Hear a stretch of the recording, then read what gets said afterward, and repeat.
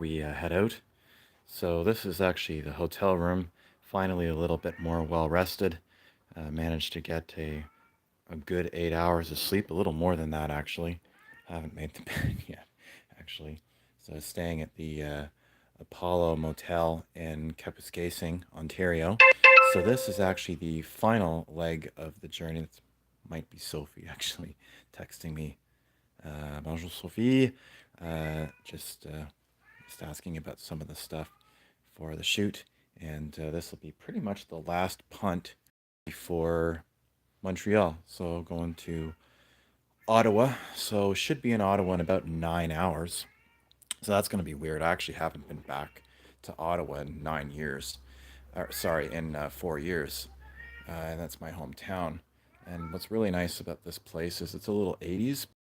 Obviously, didn't need two beds, only needed one, but lots of places to put stuff. And Zero is yelling in the bathroom of the hotel because I'm just sort of packing up the car. Yes, Zero. So we're just have her in there so she can't get out and go onto the street and get hurt. So all the equipment has been packed and then that's pretty much the last leg. So as is pretty typical with television production, sometimes you have to make changes. We've been doing Go Nitro for about 4 years in English, or sorry, why do I keep saying years that I mean seasons? So yeah, but well, we're just finishing up the third season, I would say, and going into the fourth season. And after doing television for a show for that long, you pretty much end up getting it to the point where it's very much a well-oiled machine. And the Quebec version is very similar, and I'm really looking forward to getting back into French language television that I used to work in, which I did mention in one of my previous videos. And I guess while I'm talking, I should actually show you something that you can actually there's something to look at. So the room is fairly Spartan, but it gets the job done. I mean, obviously you've got your phone here, kind of kicking it old school, uh, sort of rocking it like it's 1991. And then obviously, that's actually interesting that Eastlink would be servicing out here because yes, Zero, we're going. We are going in a minute, and you will be liberated from your bondage in the bathroom. Anyway, she's a Siamese, so she tends to have plenty to say about everything. And a television that is has been manufactured, or more likely a white label brand that I've never heard of. It's probably some kind of a Chinese company, and then this is probably the white label manufacturer. I've personally never heard of them. A lot of the time, these LCDs will be made in factories overseas, and then whatever company wants to license it and put their badge on it basically can pay to do so. Yes, Zero. And then there's a coffee maker, which is somewhat irrelevant for me because I don't drink coffee.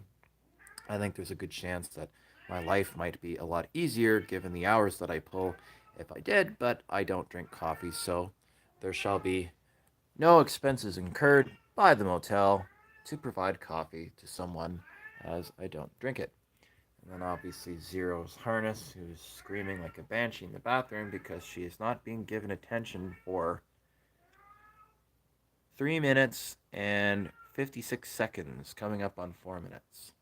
And oh, Silver Seven. Well, that's I was gonna say I thought that it was Silver State, Vegas, but Silver Seven. So it's probably in reference to the first NHL franchises back in the early 1900s. And a microwave, which I did not use, and my toothbrush, which I've cleaned, and Sensodyne because I have sensitive teeth, and various other ephemera that you probably don't give a shit about, and I'm frankly just putting here to kill time.